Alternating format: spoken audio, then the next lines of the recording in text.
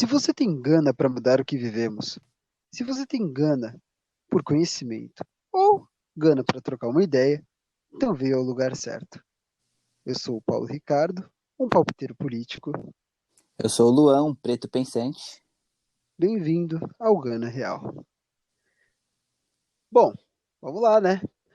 Para o Olá. capítulo de hoje, o tema que a gente trouxe é bem interessante e o nome já vai ser explicado. Por fora do quilombo, mas longe da casa grande. Eu Antes de a adorei. gente Antes de falar, adorei o texto, o título. Acho que combina bem. A gente já vai falar aqui sobre ele, mas antes de entrar no assunto, gostaria de dizer que esse podcast está sendo gravado é, numa semana depois da morte do Diego Maradona. E eu queria, né, prestigiá-lo de alguma forma. E eu acho que a melhor forma de prestigiar esse grande esportista, não brasileiro, mas um latino, que entende sobre a América Latina e que teve inclinações políticas muito fortes, é falando exatamente sobre essas inclinações. Hoje existe uma carência, né, uma falta de pessoas dentro do esporte que se posicionam politicamente. E sim, é uma cobrança, tendo em vista que nosso contexto, a nossa conjuntura não está nada bem. Então é muito importante que pessoas, né, que atingem a grande mídia, pessoas que têm destaque, que têm um espaço, se posicionem. E o Diego Maradona fez isso e continuará fazendo isso, né? Ele jogou dentro dos campos e continuou jogando fora. Quando eu falo dessa carência, eu tô querendo dizer que é muito, não, são muitos poucos atletas que estão dispostos a fazer isso. Mas os que fazem também fazem muito bem, né? A gente vê aí o Hamilton. E falar do Hamilton é até sacanagem, esse cara é gigante. O que você acha, companheiro Luan? Cara, eu sou grande fã do Hamilton. Eu sou grande fã do posicionamento político dele. Né? Eu acho que, cara, no final das contas, tudo é político. Eu acho que quando a FIA fala que ele não pode se manifestar, eu acho que aí a gente já tem até um problema, sabe? A FIA ela é comandada, tipo, 98% por pessoas brancas e que não dão o valor à causa que alguém negro como o Hamilton dá, né? Eu acho importantíssimo um atleta que tem não sei quantos seguidores falar sobre. Porque, assim, a gente morre sempre, né? A carne negra é a mais barata do mercado. Não só brasileiro, né? Mundial. Então, quando a gente não tem pessoas que têm voz e não falam, eu acho que o movimento perde muito, né? Eu acho que, por exemplo, no Brasil, né? Como trazendo para cá, o Hamilton é extraordinário. É o maior piloto da história, né? E é negro, isso é um orgulho para todos nós. Mas se a gente pegar aqui no Brasil, quantos você acha que tem esse posicionamento, que tem essa voz, mas que de fato se posicionam, né? Eu só lembro de um que foi o Roger Machado, que ele é técnico, acho que do Bahia, que ele se posiciona ativamente sobre a questão de racismo no Brasil, sabe? O resto são faixas, né, que a CBF obriga os clubes a entrar em campo falando fim ao racismo, mas de fato a gente não tem nenhuma construção sobre como acabar com o racismo, né? Seja no futebol, seja aonde for. Como brasileiro, sinto bastante falta de ter atletas mais empenhados nessa causa, manja. Eu acho que a gente tem muito que aprender, não que o que vem de fora é bom, porque esse termo eu também não gosto, mas eu acho que a gente tem tantos problemas aqui no Brasa que eu acho que a gente precisa de vozes que consigam falar com mais pessoas, entende? Eu acho que é isso. Entendo perfeitamente. Então fica aí a nossa solicitação, a nossa chamada, né? E é uma cobrança, sim, para essas pessoas que têm espaço da mídia, que são reconhecidas, né? Não só dentro do Sim. esporte, mas fora dele. Fica a nossa chamada para um maior engajamento nas causas que são necessárias para hoje, e principalmente na causa preta. Exatamente. E aí eu vejo até bastante frase de bastante pessoas falando, ah, mas é um saco ter que se posicionar toda hora. É, eu não preciso me posicionar toda hora, eu não sou obrigado a se posicionar toda hora. Realmente, você não é obrigado a ter que ter uma posição, mas eu acho que o silêncio fala muito, entende? Quando não é falado, eu acho que soa mais alto do que se você se posicionasse. Então, sei lá, fica aqui uma dica para as pessoas que acham que se posicionar é chato, mas é importante, eu acho que é fundamental. É, nós somos meios e não somos fins, né? A gente tem que proporcionar um fim digno. A gente tem que proporcionar para as próximas gerações um cenário melhor do que o que vivemos hoje. Então, nós somos meios. Com certeza. É fundamental ter essa ideia de que nós somos só um mecanismo para possibilitar, né, uma conjuntura melhor. Então, você não se posicionar, você ficar quieto, em casos extremos, é se posicionar. Isso, boa, boa. Bom, então vamos para o nosso tema, né? Como eu disse, por fora do quilombo, mais longe da casa grande. Hoje a gente quer falar dos nossos irmãos e irmãs pretos que não estão muito bem dentro do nosso quilombo e até chegam a atrapalhar algumas causas. A gente tem nomes aqui muito polêmicos, né, que nós trouxemos para vocês e a gente quer saber, né, sobre. Mandem aí sugestões, ideias e o que vocês acham sobre esses nomes. Então, o primeiro nome aqui que a gente tem, tan, tan, tan, tan, Fernando Holliday. Fernando Holliday, Polêmico, Fernando Holliday, né? polêmico. Acho que pode botar mais do que polêmico. Ainda assim é um adjetivo muito pouco para o Holiday. Sim. Explane. Cara, o Fernando Holliday, né? O que falar sobre ele? É, eu acho importante a gente deixar escuro, né? Não deixar claro, que o nosso tema não é simplesmente só para atacar a pessoa, é para trazer questionamentos também, né? Então, quando a gente tem um sujeito como o Fernando Holliday, que é negro, né? É homossexual assumido e que não levanta a bandeira dessas causas, ele sabota o movimento. Não só o movimento negro, mas o movimento LGBTQI também, né? Que conta com essas pessoas que têm voz. Fernando Holliday nessas eleições foi um dos mais votados. Eu acho que ele foi o terceiro mais votado de todos. Então, assim, ele tem um público, ele tem um engajamento. Mas, por exemplo, ele é autor de uma das propostas para acabar com o Dia da Consciência Negra, né? E sendo que, assim, a gente está olha aonde a gente chegou.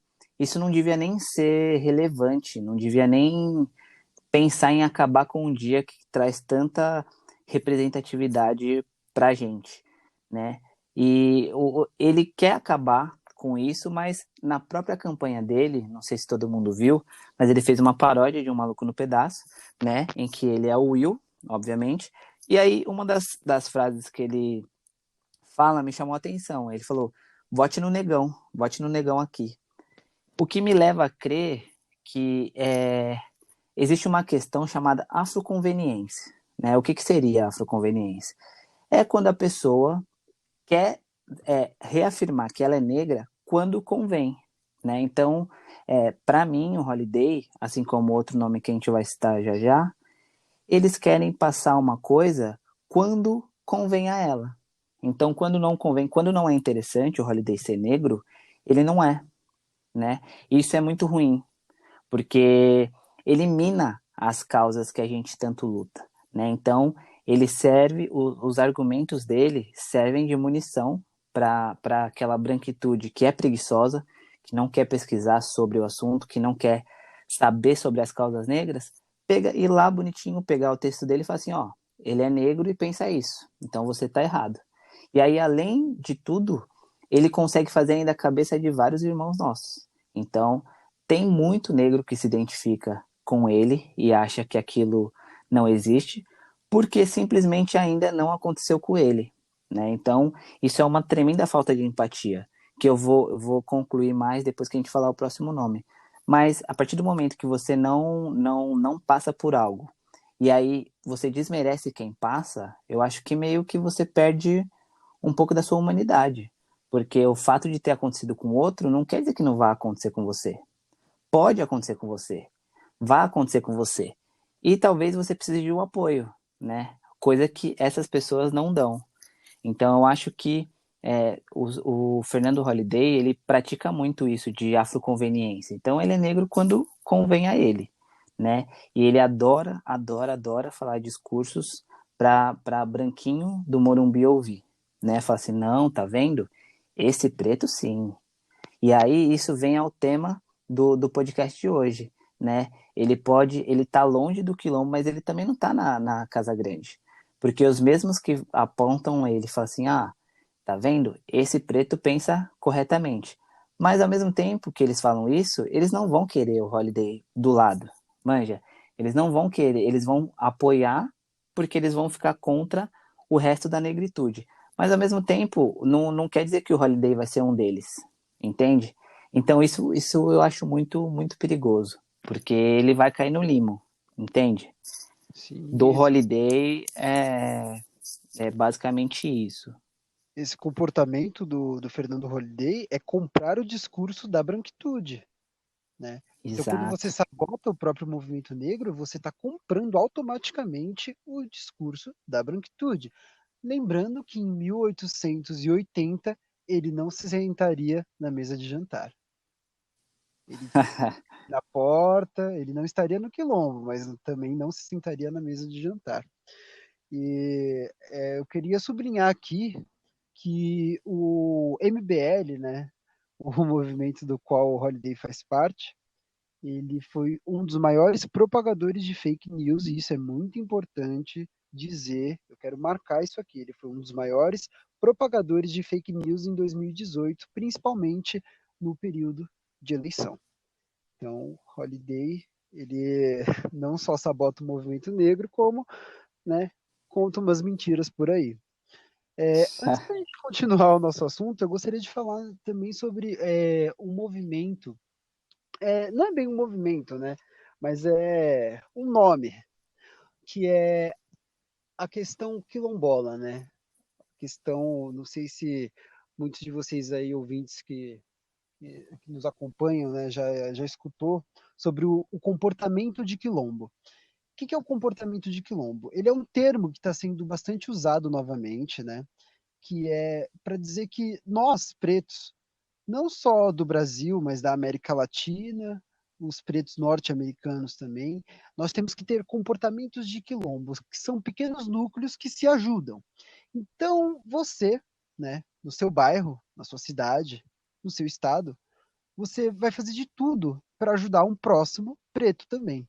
Então, a indicação de trabalho, pô, vou mandar para o meu amigo preto. Ah, pô, meu amigo preto abriu uma lojinha, vou comprar lá.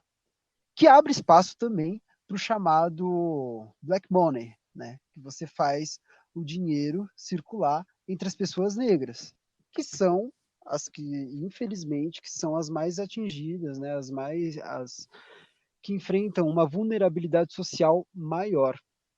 Então, eu acho que deveríamos sim adotar esse comportamento de pequenos núcleos e só assim, né? A gente monta um quadro melhor para o futuro. É se ajudando. Sozinho ninguém consegue nada. O Mandurinha não faz verão.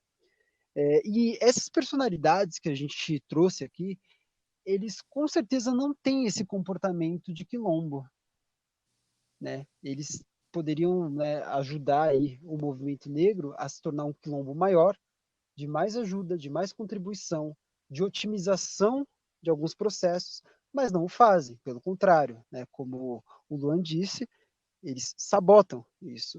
E aí a gente entra na próxima personalidade, Sérgio Camargo. Não é nenhum segredo, né, sobre o Sérgio Camargo. O quanto ele sabota. Na verdade, dados os devidos parâmetros, talvez ele sabote mais do que o Holiday. Porque o Sérgio Camargo, ele é presidente da Fundação Palmares, que é um lugar, uma instituição de preservação da cultura negra. E aí você colocar alguém lá que não compactua com os princípios da negritude é muito coisa amadora, entende? Parece que colocaram ele lá por causa da melanina que ele tem na pele, só. Mas ele não tem empatia nem nada a ver com a causa negra, entende? Ele atrapalha em muito as causas. Então, tudo que é conquistado parece que o Sérgio Camargo derruba. Porque ele não se vê, ele se vê como alguém que o presidente confiou de estar lá, mas ele é negacionista, ele nega que exista racismo no Brasil, né? Você hoje negar que existe racismo no Brasil, sendo presidente da Fundação Palmares, que é um instituto é um instituto negro, que é para as causas negras, que é para a preservação da cultura negra, é muito estranho, né? E Você daí ter uma pessoa como ela lá. vinha a ironia. Ele é presidente da Palmares e ele simplesmente nega a importância de Zumbi dos Palmares. Exatamente. E É, assim, parece ele tá fazendo uma grande piada de mau reformulação, gosto. é, ele tá fazendo uma reformulação e tirando vários nomes negros do Hall da Fama do Instituto Palmares e colocando outros de acordo com a vontade única e exclusivamente dele. Então tem algumas pessoas que fazem sentido, como João do Pulo, tem outras que não tem nada a ver, entende? E aí não tem nenhum critério pré-estabelecido. E aí ele usa a Fundação Palmares para querer atacar ideologias de mas a esquerda não vai gostar disso, mas a esquerda não vai gostar daquilo. Cara, no final das contas, e daí, esquerda ou direita? A gente está falando de negritude, a gente está falando de raça, a gente está falando de representatividade. Não interessa, a personalidade negra ela precisa ter sido importante para as causas negras. Ponto. Né? Independente do sistema partidário dela, ok. Mas ele tem essa mentalidade tão pequena como a do presidente, que aí, meu, ele mancha tudo. Então, assim, eu acho que os estragos que ele tá fazendo agora, cara, vai demorar bastante pra reparar, sabe? Mesmo ele saindo, porque normalmente o presidente da Palmares dura 4 anos também. E, se eu não me engano, não tem reeleição. Mas mesmo ele saindo até voltar atrás, tudo que foi manchado, toda a credibilidade perdida, eu acho que vai demorar bastante, né? Eu acho que o estrago é bem grande. E lembrando aqui, né, que ele é um homem de vida pública que perdeu totalmente qualquer decoro e qualquer respeito pelas pessoas. Você pega áudios dele, né, se referindo a uma senhora do movimento umbandista como uma macumbeira qualquer. Aí depois você pega falas também muito polêmicas dele sobre o movimento negro, falando que o movimento negro é a grande escória. Sim. Então, isso é a grande perda do decoro, né? E um homem Não, de vida perfeito. pública não pode. Você citou uma coisa muito importante. Negar e criminalizar as religiões de matriz africana é a coisa mais absurda que se pode ter, né? O Estado é laico, ou deveria ser. Isso não devia nem estar em questionamento, sabe? Então, são coisas tão absurdas que o Sérgio Camargo vem produzindo, vem fazendo, que chega a ser é, irônico, né? Ele também se utiliza da afroconveniência, porque quando se é conveniente para ele, não porque eu sou preto, eu tenho que estar aqui, eu tenho que estar à frente, mas quando se é questionado sobre racismo, que é uma coisa que todo preto sabe, afinal, a cada 23 minutos é a gente que morre, ele nega. Então, não, porque não existe racismo no Brasil. As pessoas que morrem 23 minutos são coincidentemente negras, né? E aí ele também tem adeptos negros, que vira aquela coisa da empatia. Então, por exemplo, o Sérgio Camargo, talvez ele não tenha passado por uma abordagem truculenta da polícia. Talvez ele não tenha sido preso por engano. Talvez ele não tenha sido perseguido no mercado, ou talvez não tenha percebido. Mas elimina as pessoas que foram e as pessoas que passam por isso. Então, tanto ele quanto o Holiday, eles não têm aquela empatia de, se eu não passei por determinada coisa, mas o fulano passou, cara, eu tenho que me solidarizar com ele, né? Não é porque eu não passei ainda que eu não vou passar. Essas duas pessoas em específico, Sérgio Camargo e Fernando Holliday, são assim. Então, se eles não passaram, eles nunca vão ter empatia, eles nunca vão apoiar um negro que tenha passado, porque na visão deles, nas palavras dele, é vitimismo, né? É frescura, enfim. Eles não praticam a empatia de negro contra negro. E aí eles dão armas para a branquitude pegar falas, pegar áudios, pegar trechos de entrevistas e vir tacar na nossa cara. Então aí a gente tem que debater contra os negros que apoiam ele e contra a negritude, a branquitude que acha que eles são modelos de negros, né? Na verdade, eles são negros domesticados. E é isso que a branquitude quer, né? Porque tá no controle deles. Lembrando aqui que eles não nos representam, só todo Não mundo nos tem, representam. exato, tem que fazer a lição de casa aí, ouvinte, hein? E avisar que essa galera não representa a gente, ok? Eu não ia falar dele, mas aí me passou aqui pela cabeça trazer, até pela estética que é carregado, né? O negão do Bolsonaro. O negão do Bolsonaro, ele aceitou, ele simplesmente aceitou ser chamado assim. Ele nunca se posicionou muito bem assim sobre a causa preta no Brasil, mas só a estética que ele passa de aceitar ser chamado de negão do Bolsonaro, sempre ter aparecido ali atrás dele, parece que ele perdeu a identidade, ele perdeu o próprio nome, entende? Tanto que nas redes sociais ele se chama de Hélio Bolsonaro. Isso é perder totalmente a identidade. Não há nada mais colonial do que isso. Eu acho legal as pessoas verem que, às vezes, não é só por falas polêmicas, mas também uma estética carregada, né?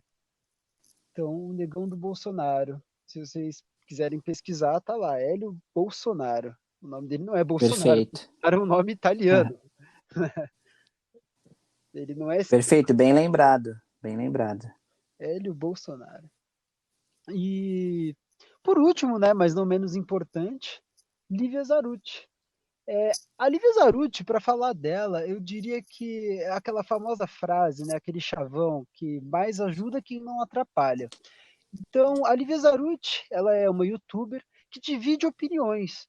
Então, tem muita coisa ali que ela fala, dá para relevar, dá até para aceitar, mas tem coisas que são, assim, que totalmente atrapalham, totalmente fomenta, né, ali o discurso da branquitude. Então, a Lívia Zarutti, ao invés, né, de estar do nosso lado, né, somando com a gente para tudo aquilo que eu já falei, né, para a gente melhorar o quadro, não, ela está preocupada em coisas como atacar a Djamila Ribeiro, né? Ela fala várias vezes que a Djamila Ribeiro tem um teor mais academicista. E pera lá, qual é o problema do preto estar ingressando na universidade, estar trazendo resultados? A gente tem que lembrar que a Djamila Ribeiro ela ficou no top dos mais vendidos do Brasil, com o manual antirracista, que tem uma linguagem acessível. Tem uma linguagem acessível, todo mundo pode pegar e ler tranquilamente, né? Todo mundo ainda é muita coisa, mas boa parte da população pode pegar e ler tranquilamente. Então, quando você julga a pessoa, tem uma linguagem acadêmica e pipipi, popopó, né, como eles gostam de dizer, você não está olhando o conjunto, está olhando uma coisa pontual aqui e outra ali para atacar alguém. Então, esse é um dos temas aí que a Lívia Zarutti ela bate bastante. Outro tema é o tema do colorismo, né? Ela acredita que os pardos não deveriam se somar às causas pretas, eles deveriam, ela já chegou até a dizer, a afirmar que os pardos deveriam ter um movimento próprio deles, e que se ela fosse parda, ela ia criar o movimento dos pardos. Então isso é totalmente Que beleza, hein? tirar forças, né? Tirar forças. Então essas falas elas são até constrangedoras, né? O que você acha aí dessas frases? Eu tô adorando te ouvir hoje. Cara, eu acho a tradução é não atrapalhe a gente, né? Se você não quer ajudar, cara, não atrapalhe. Porque imagina o nó que isso dá na cabeça de pessoas que estão se redescobrindo, né? Ela mesma, em algumas postagens, em alguns vídeos, ela fala, mas a pessoa se descobriu negra há não sei quantos anos e agora se acha pretona. Cara, tudo bem, se descobrir negro num país extremamente racista é um processo demorado, né? A gente, inclusive, fez uma enquete no nosso perfil de quando a pessoa se descobriu negra. E se a gente ainda vai montar alguma coisa bem legal sobre isso. Mas se vocês virem os relatos, tem muita gente que se descobriu negra, tipo, na adolescência, naquela fase de sair da adolescência e entrar para a maioridade. Então, assim, é um processo de descobrimento, né? Nós negros, a gente aprende que muitas coisas na nossa infância são tratadas de uma forma diferente. Então, nem sempre você, com 2 anos de idade, vai bater no peito e falar, sim, eu sou negro. Porque talvez você não aprenda em casa, talvez os seus pais não sejam tão ativos em questão de causa, e se descobrir negro, independente da época, não é uma vergonha, né? E ela levanta muito essa bandeira. Então aí você imagina uma pessoa que está se quebrando todos os estereótipos que ela tinha e se descobrindo de fato negra, deixando o cabelo afro, é, não alisando mais, né? O que que ela vai dar um nó na cabeça dessa pessoa de tipo, poxa, quer dizer que agora que eu me descobri negra, por eu me descobrir agora eu não posso mais ser, né? E é isso que ela levanta. E eu acho isso de uma tremenda sacanagem, porque você deixa a pessoa meio sem rumo, né? Isso não é justo, né? Eu acho que o movimento negro ele tem que abraçar, ele tem que ajudar, ele tem que ensinar, não tem que segregar, né? Como ela faz, porque ela segrega bastante. E, cara, eu não concordo com isso. Manja. Então, repetindo a sua frase, brother, se não quer ajudar, não atrapalhe a causa. Muito justo. Ela também espalha aí uma informação totalmente equivocada, e eu posso provar que é equivocada, de que os negros no Brasil, né, e principalmente os que fazem parte do movimento negro, eles carregam uma oratória da esquerda que diz que o negro é sofredor, o negro. Oh, pera lá, o sofrimento é uma consequência. O negro carrega a bandeira do batalhador que aí vem de séculos. Então você falar que carrega essa bandeira do sofredor e que você tem que usar de exemplos pessoas como Joaquim Barbosa, de fato, mas a gente tem que usar ele como exemplo, mas não esquecer que Joaquim Barbosa fez esforços homéricos, ele fez esforços titânicos para estar no mesmo lugar do que os colegas de trabalho dele, entende? Que fizeram Perfeito, só esforços normais. perfeito. Então, a gente Entra não pode, naquela questão, né?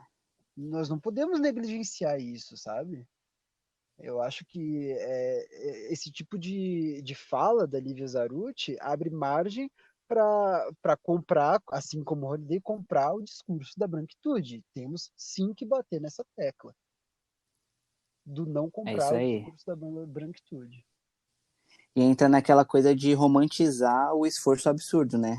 Parece que é muito lindo a gente ter que se matar 10 vezes mais para conseguir coisas que a branquitude não nem se esforça direito. Não estou generalizando, né? Mas é que a branquitude tem muito mais facilidade de conseguir do que a gente. Então tem essa galera que romantiza, tipo, não, mas a pessoa tinha 3 empregos, fazia faculdade, mal dormia, mal cuidava da saúde mental. Mas, cara, e aí? Foi um puta de um esforço, parabéns pra ela, mas, cara, é osso a gente ter que se desgastar tanto para chegar em lugares que outras pessoas não se desgastam tanto, sabe? Eu acho que romantizar o esforço absurdo que a gente tem que fazer também é errado, entende? Que é uma das bandeiras que ela levanta. Então fica aí para se pensar, né? Essas são só algumas, né, das personalidades, das muitas que tem, infelizmente, por aí espalhando esse tipo de equívoco. Bom, para finalizar o nosso bate-papo de hoje, eu gostaria de trazer aqui uma fala do vice-presidente, o general Mourão, que disse sobre o assassinato que houve no Carrefour na semana passada. Ele disse que racismo simplesmente não existe no Brasil e que estão tentando exportar este tipo de coisa para cá. Bom, o Gana Real ele tem uma resposta para isso, que vai ser dada pelo nosso querido Luan. Exatamente. A gente fez uma pesquisa, né, na página perguntando quando que as pessoas se conheceram negras, né, se reconheceram, sabiam que eram de fato negras. Então a gente fez uma pesquisa mesmo de boca a boca com várias pessoas e aí a gente teve alguns relatos, né? E a gente pediu para que essas pessoas que se sentissem à vontade falassem sobre esses relatos e etc. A gente está pensando em fazer algum projetinho para mostrar como o racismo estrutural afetou de fato essas pessoas. Mais para frente a gente vai fazer alguma coisa, mas a gente queria deixar o depoimento da Kizzy Moreira, que é uma das nossas seguidoras. Né? Então, existem dois fatos. Né? Ela falou: eu tinha uns 5 anos quando comecei a ir para a escola, e era a única negra na minha sala, e meu irmão maior estava 1 ano na minha frente. Éramos os únicos negros na escola inteira. Minha mãe fazia tranças no meu cabelo, uma de cada lado, e colocava chiquinhas bonitinhas combinando. Até aí, ok, né? Minhas primeiras memórias de infância são as meninas puxando as chiquinhas e arrancando porque elas queriam para elas. E lembro de ninguém sentar comigo na hora do recreio. Eles jogavam meu lanche no chão se eu ficasse perto deles. Então aprendi a sentar com uma menina surda-muda, que naquele tempo as escolas tinham uma turma especial para alunos com necessidades diferentes, e esses alunos tinham uma professora por perto sempre. Eles sentavam juntos e as professoras protegiam eles para ninguém maltratar, né? Elas não deixavam eu sentar junto, mas eu ficava o mais perto possível e essa menina, em específico, sempre vinha perto de mim. Quando ela não ia para a escola, era o inferno, porque aí não tinha ninguém para ficar por perto. Ou seja, desde pequena a gente vai criando mecanismos de defesas para sobreviver, né? Aí tem um outro relato da própria Kizzy que falou: um dia as meninas me trancaram na casinha de brinquedo do parquinho e tiraram minha roupa e jogaram do lado de fora. Segundo elas, porque eu era uma porca preta nojenta. Já era quase final da aula quando a professora se deu conta que eu não tinha voltado do recreio e foi me buscar. As meninas falaram que tinham me visto na casinha, mas ninguém falou o que fizeram. Pra variar, né?